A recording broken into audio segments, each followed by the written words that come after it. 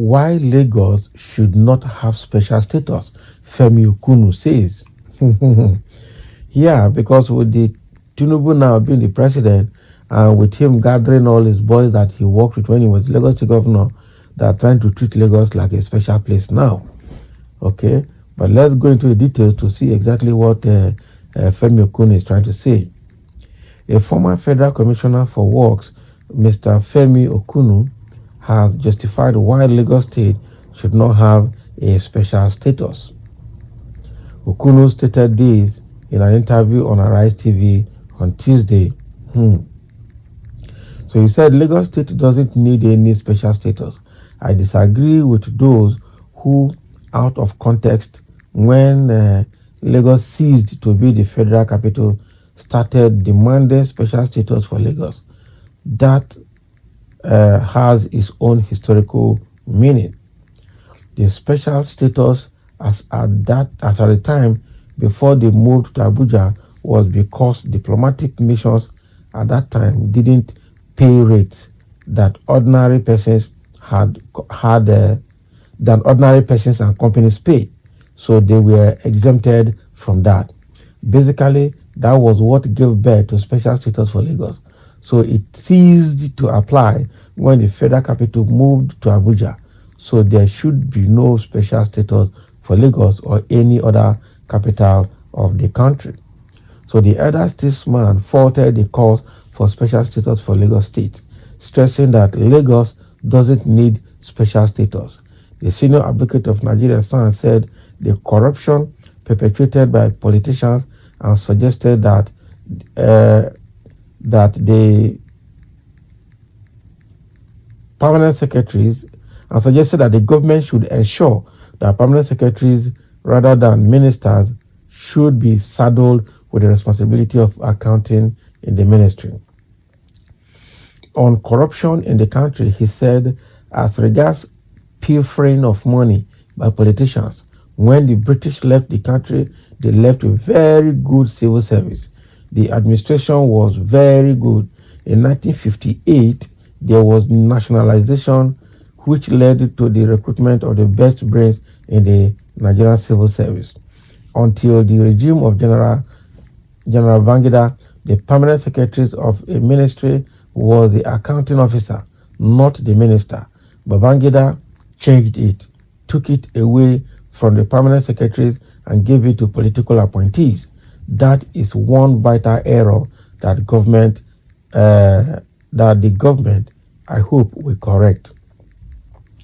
Make the permanent secretaries of the ministry who has worked there for years, let him or her be the accounting officer and not the minister. The minister shouldn't touch a kobo. In all my 7 years, 7 months in General Gowon's government, I didn't touch a kobo. It was the permanent secretary who will account for the money being voted for the ministry every year. Oh boy. That is all. Restore the office of accounting officer to the permanent secretary. He is there before the minister is appointed. He will remain there after the minister has gone. And that is true. The civil service was degraded after the purge of 1975 by the late Muitara Mohammed and General Obasanjo, who took over when he was assassinated in February 1976. So the civil service hasn't recovered from that purge till today. Restore the civil service to its old role. You don't know the background of the minister. The president appoints after consultations with political aides or associates. Okay, it is shorter, but the civil service is there. So I think that will solve a lot. That will solve a lot of problems about money disappearing, money being paid into private account by politicians. Okay, the planned relocation of federal government parastatals, Okunnu urged Nigerians not to read any meaning, political or otherwise, into the arrangement. I think we should leave the government to pursue its policy, choose the location for pursuing its policy, in any part of the country, he said. Okay. So what this old man, Femi Okunnu, is saying is that first of all, Lagos should not have any special status. Anybody asking for special status for Lagos is doing so in error, because the only special status that Lagos State had was during or when the federal capital was located in Lagos. That was when it had, and then some individuals were not actually paying some taxes the way some other individuals and companies were paying. That is it. But immediately the federal capital was moved from Lagos to Abuja, that special status in Lagos ended. And that was all. So anybody asking for special status for Lagos now is asking for such in error and should not happen. And secondly, he also went in to talk about the issue of money disappearing in ministries and federal government parastatals. Now, he's of the opinion that when the British handed over government to Nigeria after independence, the permanent secretaries were the chief accountant of ministries everywhere, not the politicians, not the ministers, that the ministers don't see kobo.